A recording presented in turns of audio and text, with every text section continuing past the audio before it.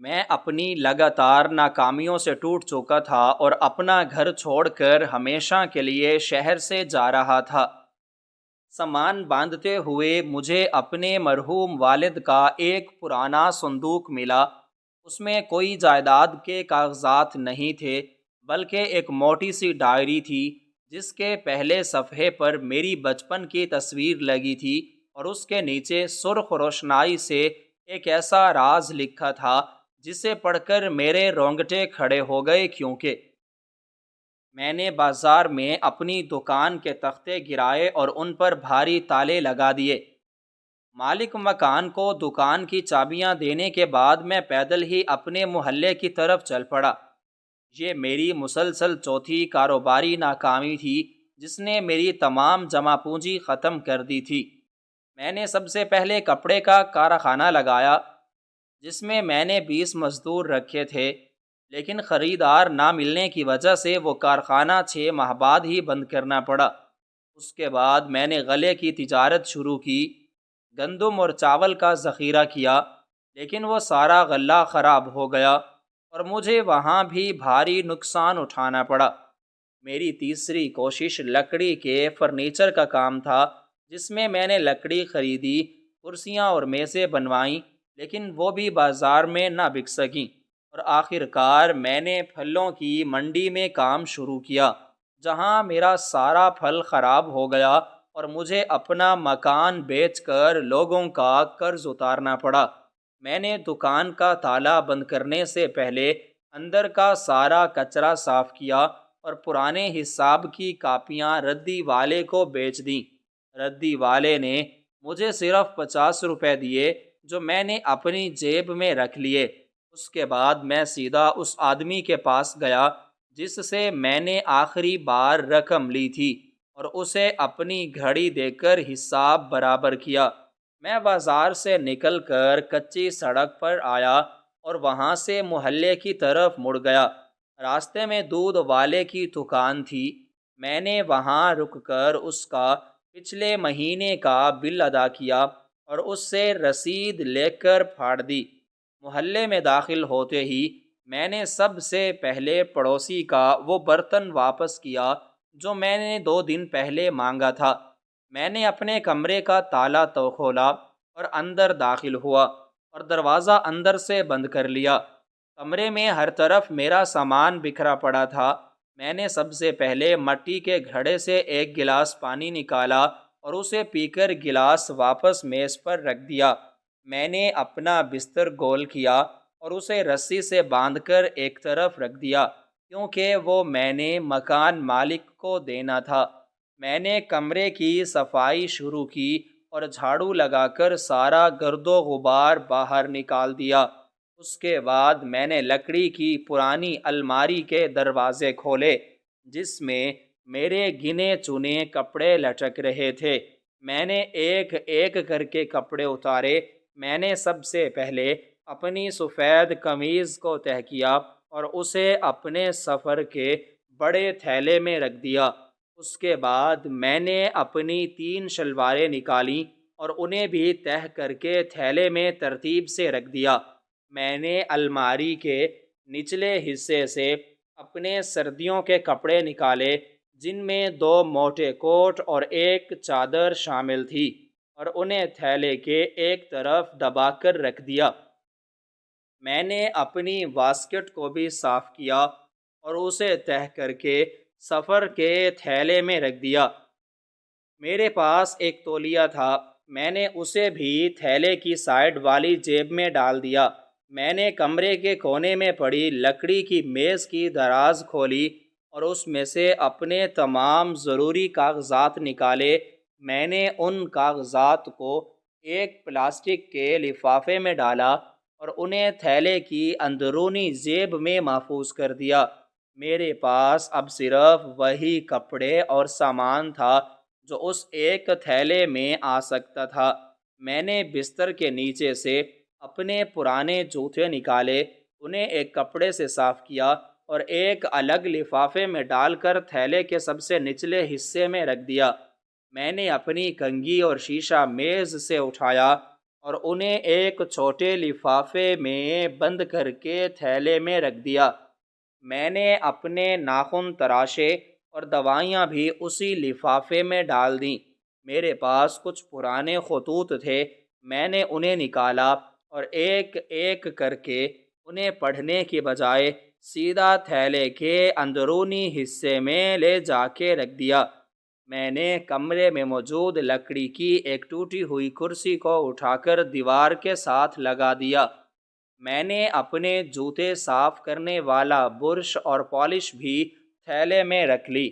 میں نے دیوار پر لگی ہوئی کیلوں سے اپنے کپڑے ٹانگنے والے ہینگر اتارے اور انہیں الماری کے اندر رکھ دیا۔ میں نے کمرے کی چھت پر لگے ہوئے پنکھے کو آخری بار صاف کیا اور اس کا بٹن بند کر دیا۔ میں نے اپنے سفر کے لیے کچھ سوکھی روٹیاں اور تھوڑا سا گڑ ایک کپڑے میں باندھا اور اسے تھیلے کے سب سے اوپر رکھ دیا تاکہ میں اسے راستے میں کھا سکوں۔ میں نے کمرے کی کھڑکی کو بند کیا اور اس کی لوہے کی چٹکنی لگا دی۔ میں نے اپنی بچی ہوئی رقم نکالی اور اسے گنا۔ میرے پاس صرف اتنے ہی پیسے تھے کہ میں کسی دوسری جگہ پہنچ سکوں۔ میں نے وہ پیسے اپنی قمیض کی اندرونی جیب میں رکھ لیے۔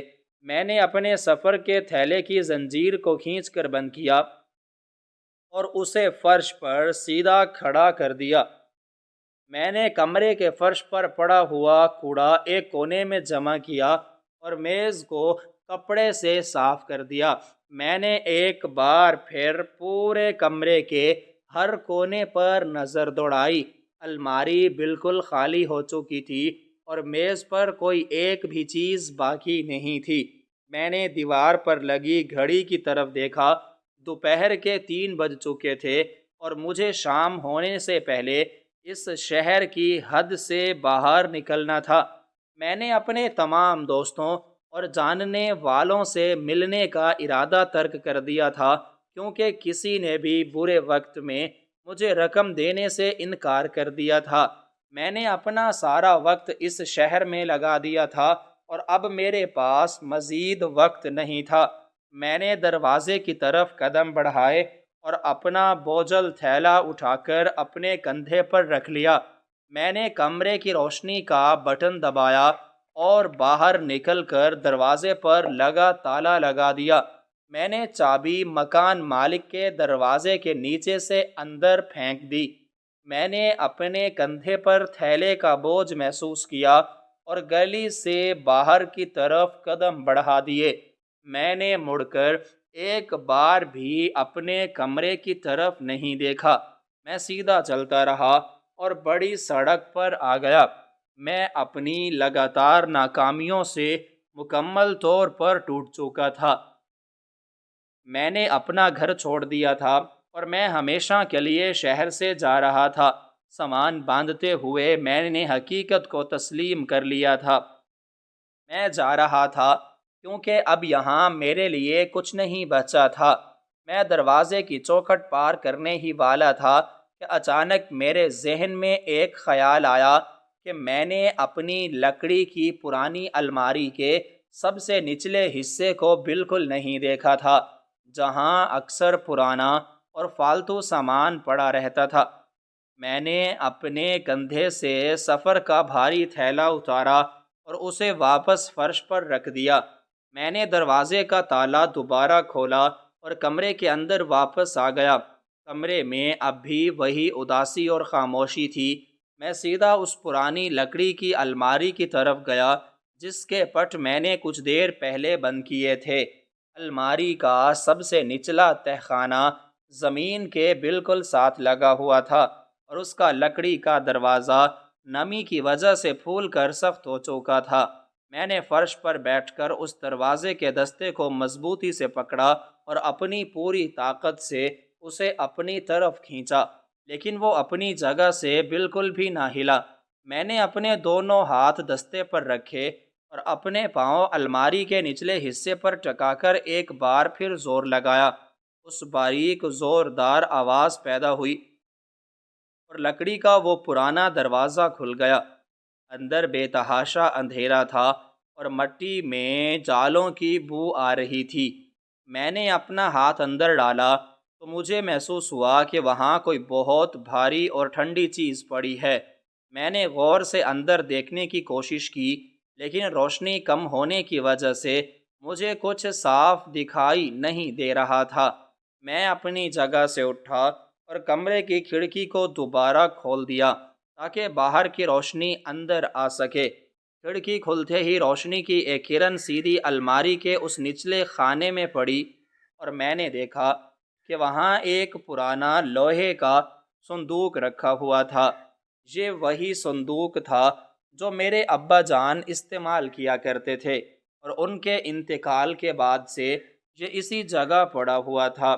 اس صندوق پر زنگ لگ چکا تھا اور اس کا رنگ جو کبھی کالا ہوا کرتا تھا اب مٹی اور زنگ کی وجہ سے بھورا ہو چکا تھا۔ میں دوبارہ فرش پر بیٹھا اور میں نے اپنے دونوں ہاتھ صندوق کے اگلے حصے پر رکھے۔ میں نے اسے اپنی طرف کھینچنے کی کوشش کی، لیکن وہ بہت بھاری تھا۔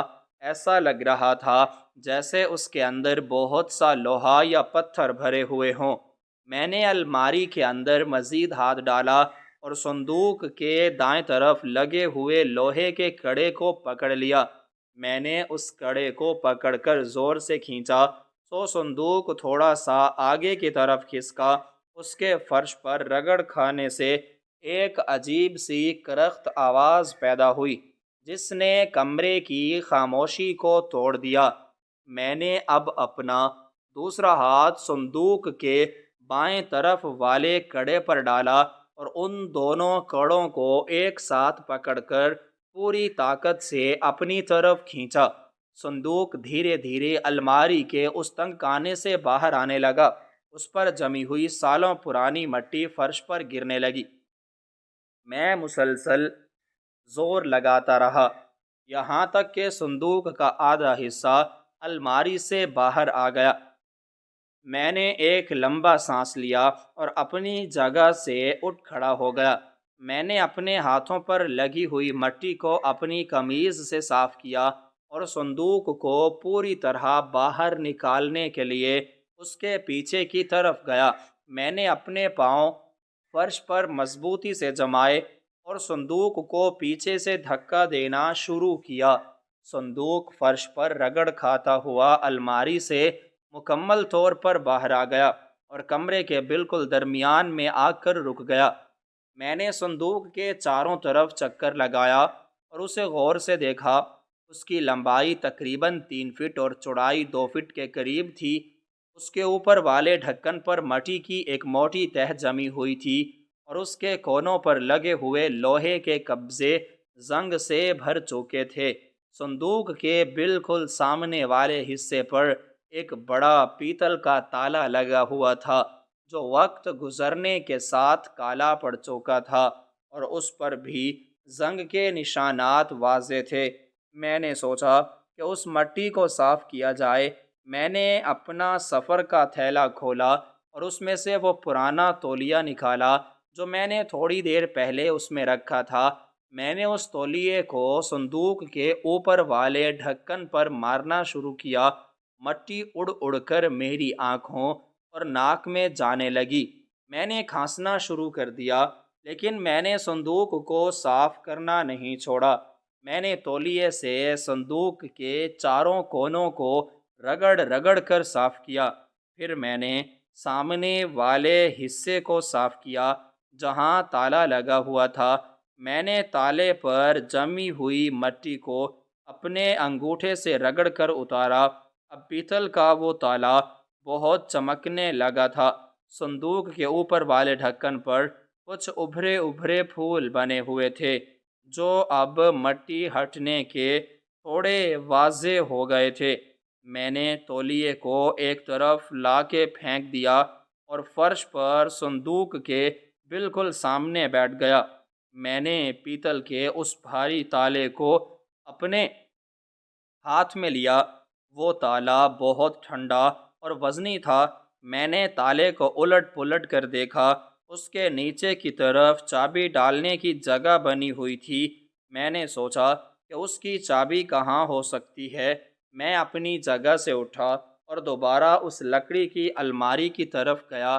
میں نے الماری کے تمام خانے اچھی طرح دیکھے، لیکن مجھے وہاں کوئی چابی نظر نہیں آئی۔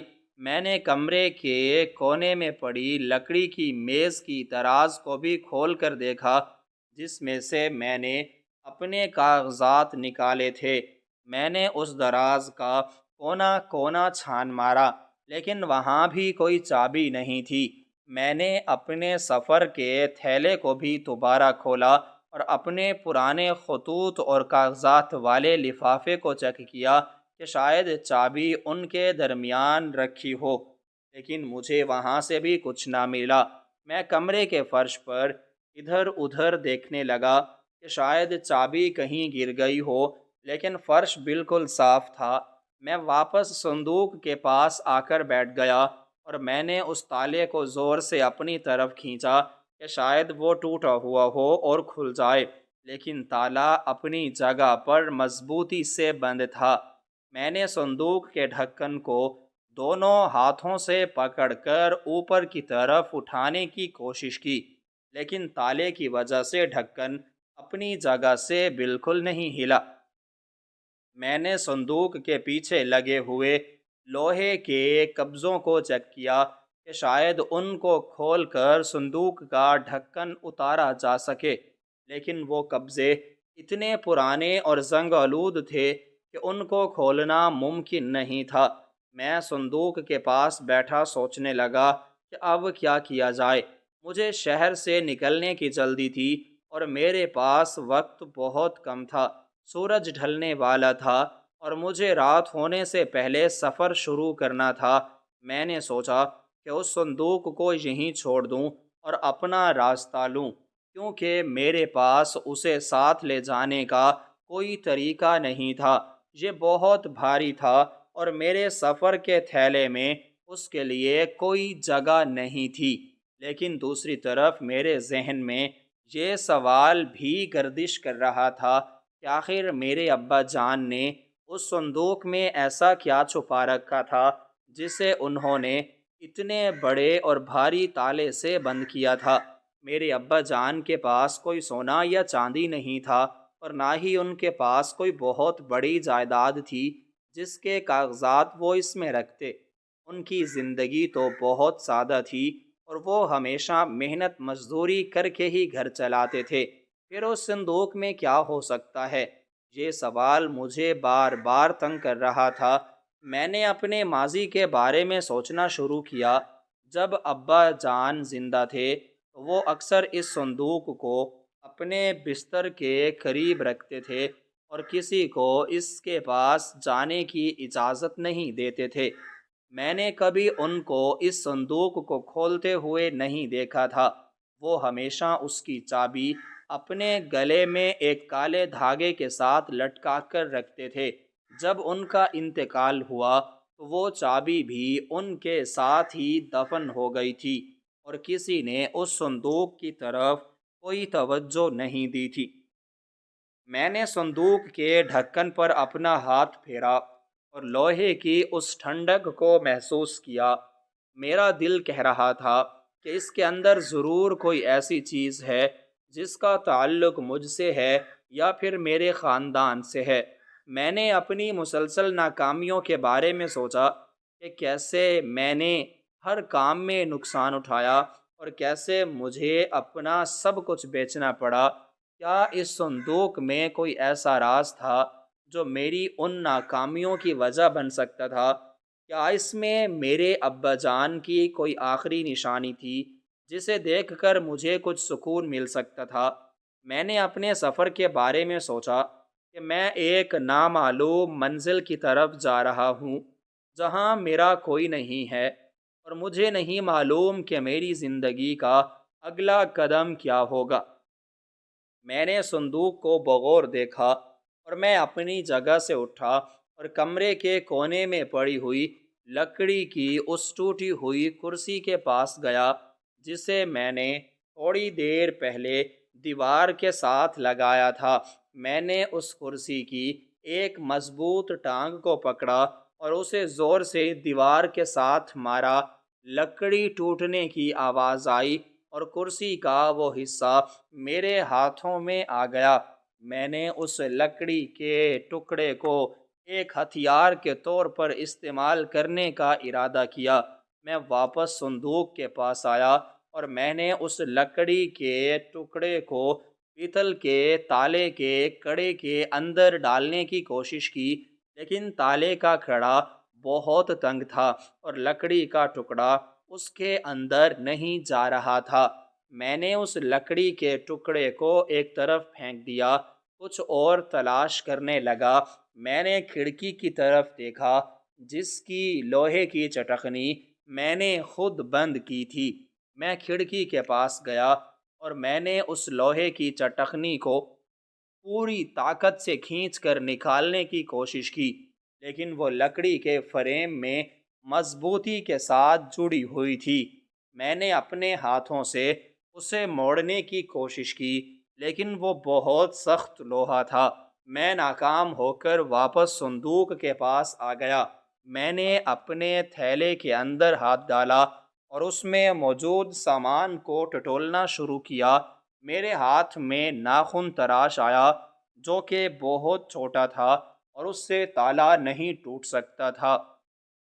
میں نے مزید تلاش کی، لیکن میرے پاس کوئی بھی ایسا اوزار نہیں تھا جس سے میں لوہے کا یا پیتل کا تالا توڑ سکتا۔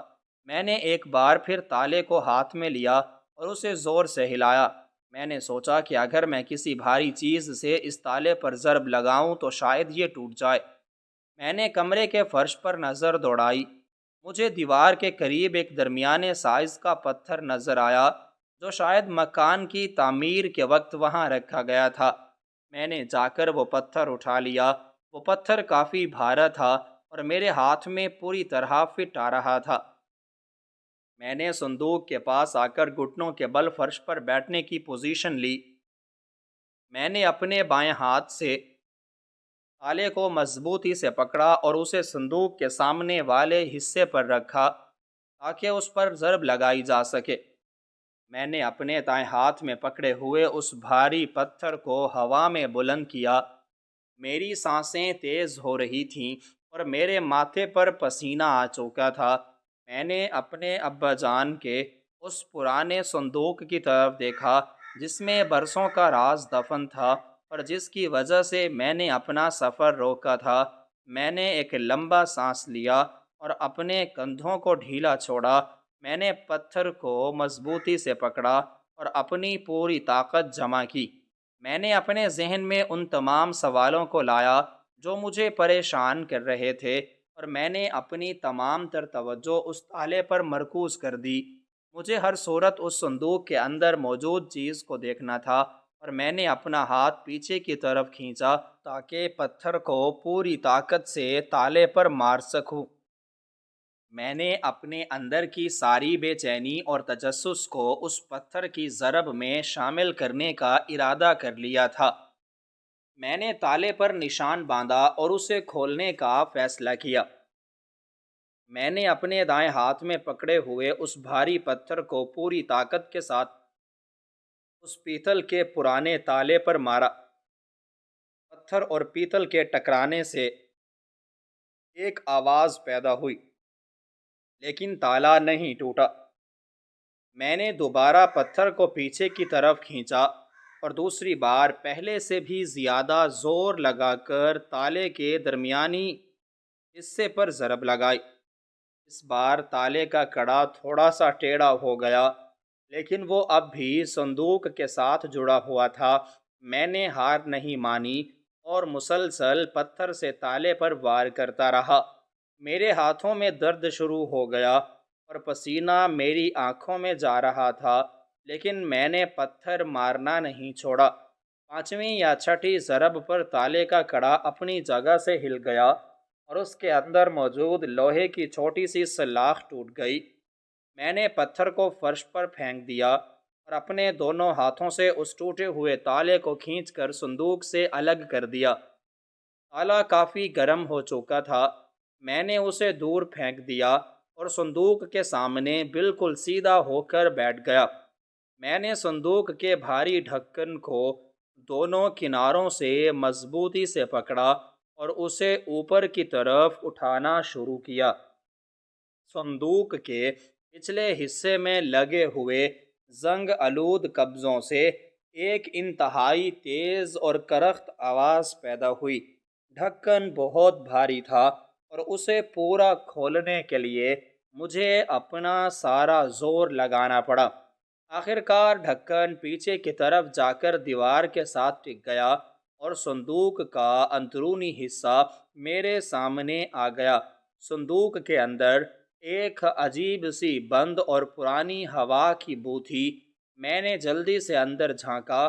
مجھے امید تھی کہ شاید اس میں سونے چاندی کے زیورات ہوں گے یا کوئی زمین اور مکان کے کاغذات ہوں گے جو میرے والد نے چھپا کر رکھے ہوں گے۔ میں نے اپنے دونوں ہاتھ صندوق کے اندر ڈالے اور سامان کو ٹٹولنا شروع کیا۔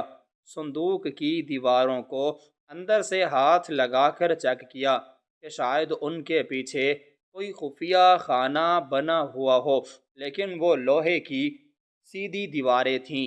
میں نے صندوق کے پیندے کو بھی کھٹکا کر دیکھا، لیکن وہ بھی ایک عام صندوق کی طرح تھا۔ میں نے صندوق کے نچلے حصے میں بچھی ہوئی پرانے کپڑوں کی تہہ کو ہٹا کر دیکھا کہ شاید ان کے نیچے کچھ چھپایا گیا ہو۔ میں نے ان پرانے کپڑوں کو صندوق سے باہر نکال کر فرش پر رکھ دیا تاکہ میں صندوق کو پوری طرح خالی دیکھ سکوں، لیکن صندوق کا فرش بالکل خالی تھا۔ میری ساری امیدیں ٹوٹ گئیں۔ میں صندوق کو بند کرنے ہی والا تھا کہ میری نظر صندوق کے دائیں کونے میں پڑے ہوئے ایک کپڑے کے چھوٹے سے بنڈل پر پڑی۔ یہ بنڈل ایک موٹے اور کھردرے کپڑے میں لپٹا ہوا تھا۔ میں نے اپنا ہاتھ بڑھا کر اس بنڈل کو اٹھا لیا۔ وہ بنڈل زیادہ بھاری نہیں تھا۔ میں نے اس پر بندھی ہوئی گرہ کو کھولا اور کپڑے کو ہٹایا۔ اندر کوئی جائیداد کے کاغذات یا رقم نہیں تھی، بلکہ چمڑے کی جلد والی ایک موٹی سی ڈائری تھی۔ ڈائری کا رنگ گہرا برا تھا اور اس کے صفحات کناروں سے پیلے پڑ چکے تھے۔ میں نے ڈائری کو اپنے ہاتھ میں لیا اور اس پر لگی ہوئی ہلکی سی گرد کو اپنے ہاتھوں سے صاف کیا۔ ڈائری کے اور کچھ بھی نہیں لکھا تھا اور وہ بالکل سادی تھی۔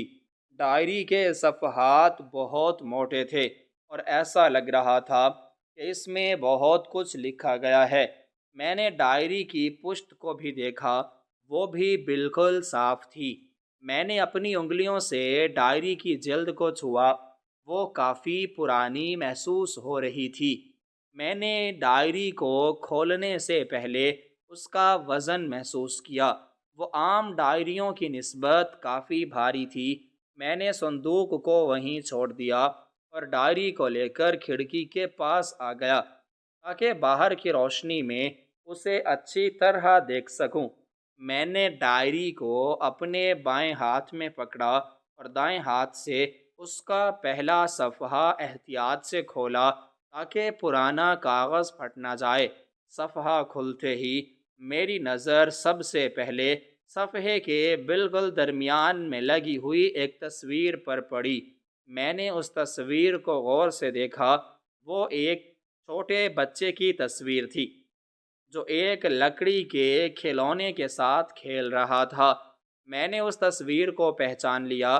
وہ میری اپنی تصویر تھی جو میرے بچپن کے دنوں میں لی گئی تھی۔ تصویر کے کنارے بھی وقت کے ساتھ مڑ چکے تھے اور اس کا رنگ کچھ پھیکا پڑ گیا تھا، لیکن تصویر بالکل صاف تھی۔ میں نے تصویر کو ہاتھ لگایا اور پھر میری نظر اس تصویر کے بالکل نیچے گئی جہاں کچھ لکھا ہوا تھا۔ وہاں کسی نے سرخ رنگ کی روشنائی استعمال کرتے ہوئے ایک تحریر لکھی تھی۔ وہ تحریر ایک ہی لمبی سطر پر مشتمل تھی اور اس کی لکھائی میرے ابا جان کی ہی تھی۔ میں نے اس سرخ روشنائی سے لکھے ہوئے ان الفاظ کو پڑھنا شروع کیا اور جوں جوں میں وہ تحریر پڑھتا گیا میرے ذہن میں ایک عجیب سی کھلبلی مچنے لگی۔ ان الفاظ کا مطلب بہت گہرا اور وہ میرے ماضی سے جڑے ہوئے تھے۔ میں نے ان تمام الفاظ کو ایک بار پھر پڑھا اور تیسری بار پڑھا۔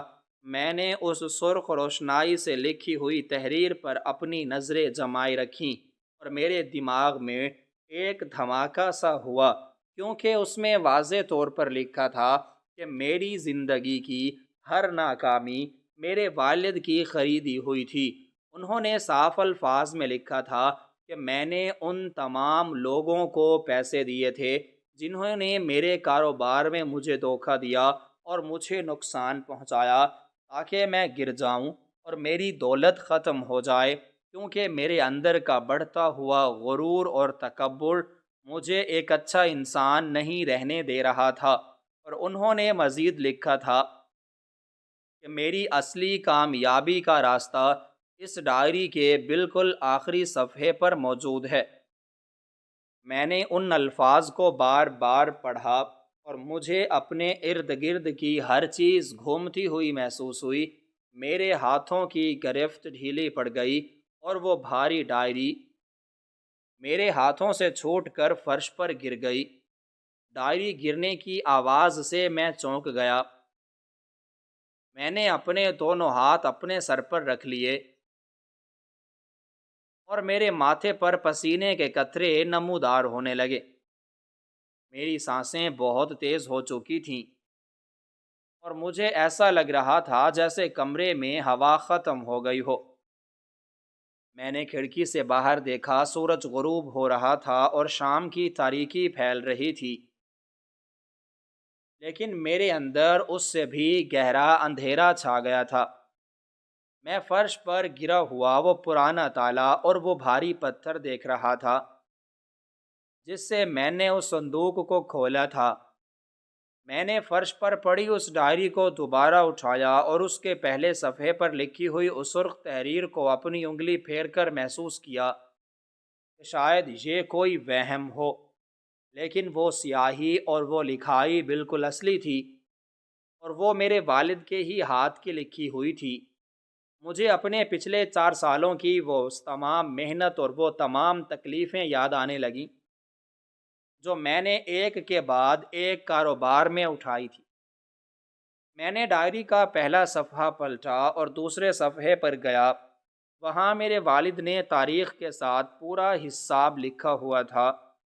صفحے کے بالکل اوپر اس دن کی تاریخ درج تھی جب میں نے اپنا کپڑے کا کارخانہ لگایا تھا۔ اس کے نیچے میرے والد نے لکھا تھا کہ انہوں نے شہر کے سب سے بڑے کپڑے کے تاجر کو 50,000 روپے نقد دیے تھے تاکہ وہ مجھ سے کپڑے خریدنے کا معاہدہ عین آخری وقت پر توڑ دے۔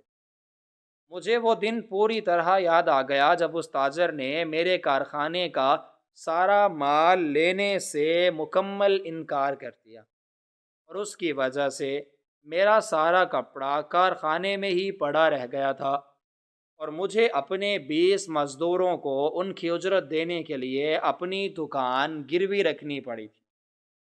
میں نے وہ تحریر پڑھ کر اپنے دانت پیسے اور میرے اندر ایک شدید غصہ پیدا ہوا کہ میرے اپنے سگے باپ نے میرے ساتھ اتنا بڑا دھوکہ کیا تھا۔ میں نے جلدی سے ڈائری کا اگلا صفحہ پلٹا۔ وہاں دوسری تاریخ درج تھی۔ یہ وہ وقت تھا جب میں نے غلے کا کاروبار شروع کیا تھا، گندم اور چاول کا ذخیرہ کیا تھا۔ میرے والد نے اس صفحے پر لکھا تھا کہ انہوں نے اس گودام کے مالک کو 20,000 دے کر خریدا تھا، جہاں میں نے اپنا سارا غلہ رکھا تھا، اور اس گودام کے مالک نے جان بوجھ کر بارش کے دنوں میں گودام کی چھت کے وہ سوراخ بند نہیں کیے تھے جن سے پانی اندر آتا تھا، اور یوں بارش کا سارا پانی میرے غلے پر گرتا رہا اور میرا لاکھوں روپے کا چاول اور گندم گل سڑ گیا تھا۔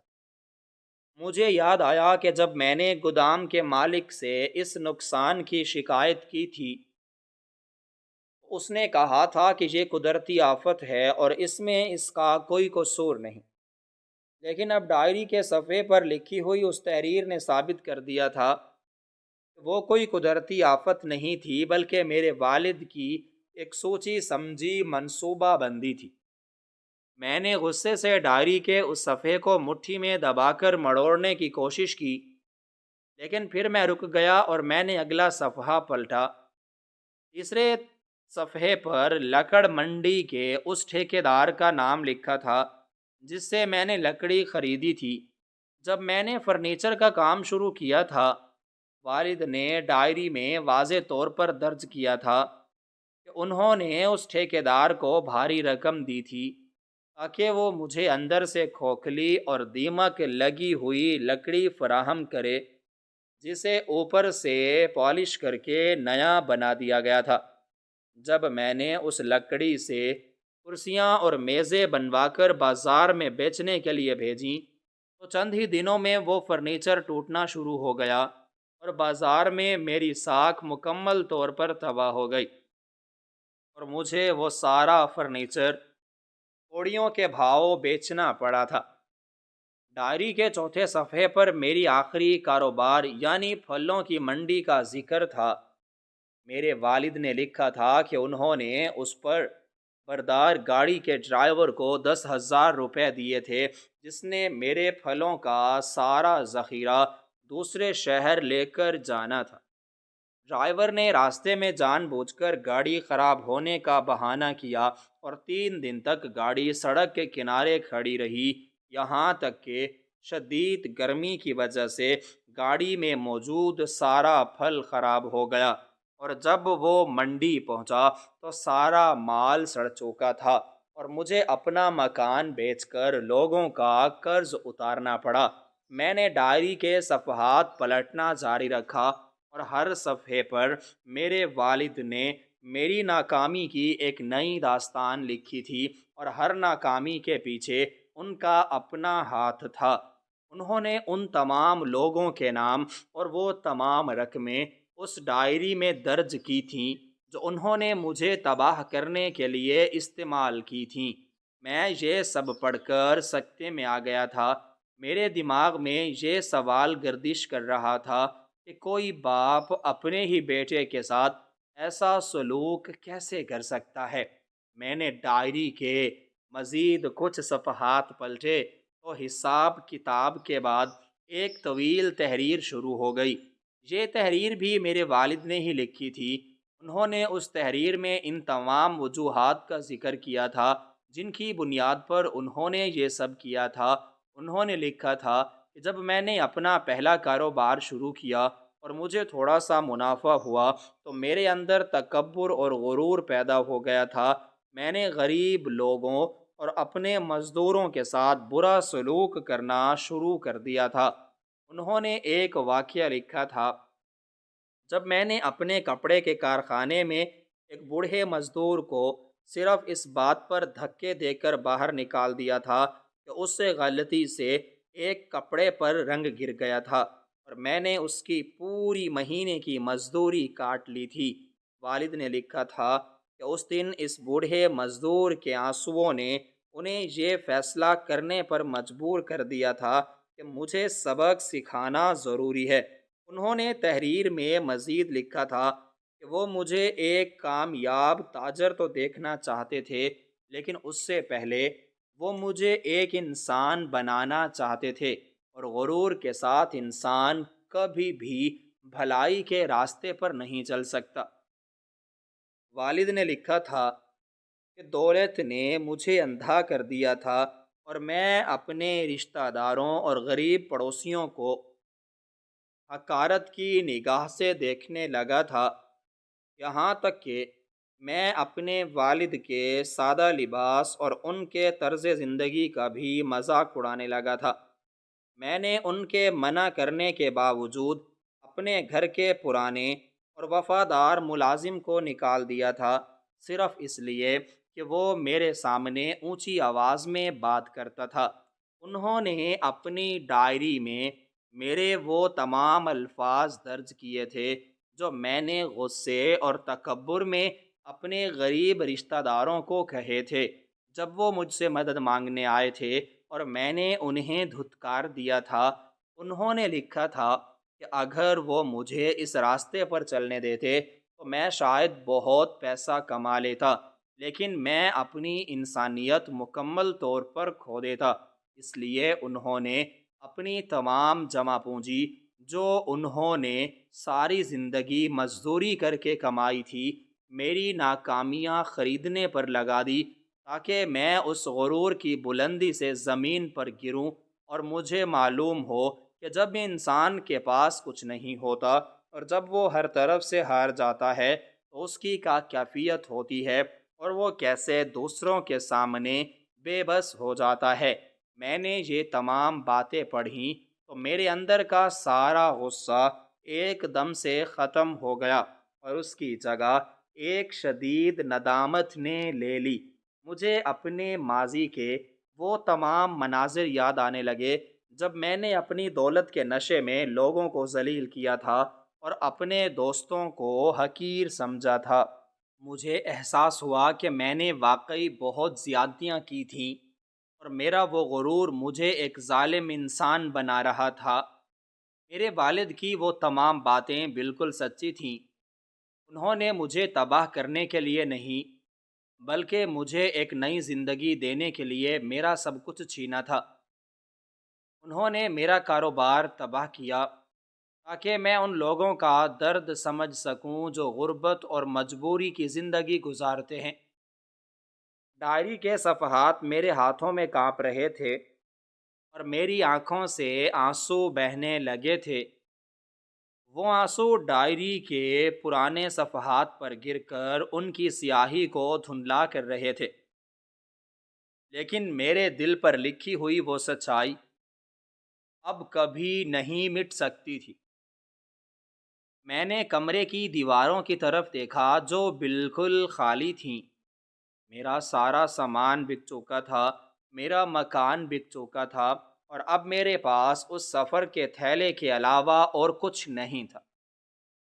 لیکن اب مجھے اس بات کا کوئی دکھ نہیں تھا، کیونکہ مجھے معلوم ہو چکا تھا کہ میری ان تمام تکلیفوں کے پیچھے کوئی بدقسمتی یا لوگوں کا دھوکہ نہیں تھا، بلکہ ایک باپ کی اپنے بیٹے کے لیے کی گئی ایک ایسی قربانی تھی جس نے اس کی تمام زندگی کی کمائی چھین لی تھی۔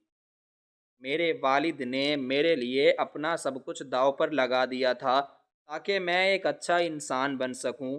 میں نے ڈائری کے صفحات پر لکھی ہوئی اس لمبی تحریر کے آخری حصے کو پڑھنا شروع کیا جہاں میرے والد نے مجھے مخاطب کرتے ہوئے لکھا تھا کہ جب تم یہ ڈائری پڑھو گے تو شاید میں اس دنیا میں نہیں ہوں گا اور تم مکمل طور پر ٹوٹ چکے ہوگے اور تمہیں لگے گا کہ تمہاری زندگی ختم ہو گئی ہے، لیکن حقیقت میں تمہاری اصل زندگی کا آغاز اسی دن سے ہوگا جب تم اپنے اندر کے اس غرور کو مار دو گے اور اپنی ہار کو تسلیم کر لو گے۔ انہوں نے لکھا تھا کہ میں نے تمہاری تمام دولت اور کاروبار چھین لیا ہے، لیکن میں نے تمہارے لیے ایک ایسا راستہ چھوڑا ہے جو تمہیں دنیا کی سب سے بڑی کامیابی تک لے جائے گا، اور وہ راستہ اس ڈائری کے آخری صفحے پر موجود ہے۔ میں نے یہ پڑھ کر فوراً ڈائری کے بقیہ صفحات کی طرف دیکھا۔ ڈائری کے کافی سارے صفحات ابھی باقی تھے، لیکن وہ سب خالی تھے اور صرف بالکل آخری صفحے پر کچھ لکھا ہوا تھا۔ میں نے اپنے آنسو صاف کیے اور اپنے دونوں ہاتھوں سے ڈائری کو مضبوطی سے پکڑ لیا۔ میرے اندر ایک نیا تجسس اور ایک نئی امید پیدا ہو گئی تھی کہ آخر میرے والد نے میرے لیے اس آخری صفحے پر کیا چھوڑا ہے۔ میں نے ڈائری کو اپنے سامنے فرش پر رکھا اور اس کے خالی صفحات کو آہستہ آہستہ پلٹنا شروع کیا۔ ہر خالی صفحہ پلٹتے ہوئے میرے دل کی دھڑکن مزید تیز ہو رہی تھی اور میں اس بات کا اندازہ لگانے کی کوشش کر رہا تھا کہ کیا میرے والد نے کوئی پوشیدہ رقم میرے لیے چھپا کر رکھی ہے یا کسی اور شہر میں کوئی کاروبار میرے نام کر دیا ہے۔ میں نے ایک ایک کر کے کئی خالی صفحات پلٹ دیے۔ وہ صفحات بالکل صاف تھے اور ان پر کچھ بھی درج نہیں تھا، اور اب میں اس ڈائری کے بالکل آخری صفحے کے قریب پہنچ چکا تھا۔ مجھے بس ایک صفحہ اور پلٹنا تھا، اور وہ راز میرے سامنے آنے والا تھا جس کے لیے میرے والد نے میری پوری زندگی کی بنیادوں کو ہلا کر رکھ دیا تھا۔ میں نے اپنا ہاتھ اس آخری صفحے کے کنارے پر رکھا، لیکن میں نے اسے پلٹنے میں ہچکچاہٹ محسوس کی۔ میرے دماغ میں مختلف خیالات آ رہے تھے، اور میں اس سچائی کا سامنا کرنے کے لیے خود کو تیار کر رہا تھا جو اس صفحے پر لکھی ہوئی تھی۔ میں نے ایک گہرا سانس لیا اور ڈائری کی اس پرانی چمڑے کی جلد کو دیکھا جس پر میرے والد کے ہاتھوں کے نشانات موجود تھے، اور میں نے فیصلہ کیا کہ اس آخری صفحے پر جو بھی لکھا ہوگا میں اسے پوری طرح تسلیم کروں گا اور اس پر عمل کروں گا، چاہے وہ کوئی بھی راستہ ہو۔ میں نے ڈائری کا آخری صفحہ پلٹا جس کے بارے میں میرے والد نے لکھا تھا۔ اس صفحے پر سرخ کی بجائے نیلے رنگ کی روشنائی استعمال کی گئی تھی، اور وہاں کوئی لمبی تحریر نہیں تھی، بلکہ صفحے کے بالکل درمیان میں ایک پرانا کاغذ رکھا تھا جس کے کناروں پر گوند لگی ہوئی تھی۔ میں نے اس کاغذ کو احتیاط سے صفحے سے الگ کیا اور اسے کھولا۔ وہ ایک قانونی دستاویز تھی جس پر مہر لگی ہوئی تھی۔ میں نے دستاویز کو پڑھنا شروع کیا تو میرے پیروں تلے سے زمین نکل گئی۔ وہ کسی منافع بخش کاروبار کے کاغذات نہیں تھے، اور نہ ہی کسی مکان کی ملکیت کا ثبوت تھا، بلکہ وہ شہر کے پرانے یتیم خانے اور فلاحی ادارے کی ملکیت کے کاغذات تھے جس کا نام میرے والد نے میرے نام پر رکھا تھا۔ دستاویز کے نیچے میرے والد کی چھوٹی سی تحریر تھی جس میں انہوں نے لکھا تھا کہ میں نے اپنی تمام حلال کمائی اور زمین بیچ کر یہ ادارہ قائم کیا تھا، اور اس میں وہ بچے رہتے ہیں جن کا دنیا میں کوئی نہیں ہے۔ والد نے لکھا تھا کہ اصل کامیابی دولت اکٹھی کرنی نہیں ہے، بلکہ ان لوگوں کا سہارا بننا ہے جو بے بس ہیں۔ انہوں نے مجھے مخاطب کرتے ہوئے لکھا تھا کہ اب جب تم اپنا سب کچھ کھو چکے ہو اور تمہیں معلوم ہو چکا ہے کہ بے بسی کیا ہوتی ہے، تو تم ان بچوں کا درد بہتر طریقے سے سمجھ سکو گے، اور اگر تم واقعی کامیاب ہونا چاہتے ہو تو اس یتیم خانے کی ذمہ داری سنبھالو اور ان بچوں کی پرورش کرو۔ یہ تمہاری زندگی کا اصل مقصد ہے، اور یہی سچی کامیابی ہے جو تم سے کوئی نہیں چھین سکتا۔ میں نے ان الفاظ کو پڑھا تو میرے دل پر پڑا بوجھ یکدم اتر گیا۔ میری آنکھوں سے آنسو بہہ رہے تھے، لیکن یہ دکھ کے نہیں بلکہ شکر اور ندامت کے آنسو تھے۔ مجھے والد کی عظیم سوچ سمجھ میں آ گئی تھی جس نے مجھے تباہی سے بچا لیا۔ میں نے دستاویز کو چوما اور اسے آنکھوں سے لگایا۔ میں نے ارد گرد بکھرے اس خالی کمرے کو دیکھا جو مجھے کاٹنے کو دوڑ رہا تھا، لیکن اب مجھے اس میں سکون محسوس ہو رہا تھا۔ میں نے فرش پر پڑی ڈائری کو بند کیا اور اسے سینے سے لگا لیا۔ میں اپنی جگہ سے اٹھا اور سفر کے تھیلے کے پاس گیا جو میں نے شہر چھوڑنے کے لیے تیار کیا تھا۔ میں نے تھیلے کی زنجیر کھولی اور اپنا سامان نکال کر واپس الماری میں رکھنا شروع کر دیا۔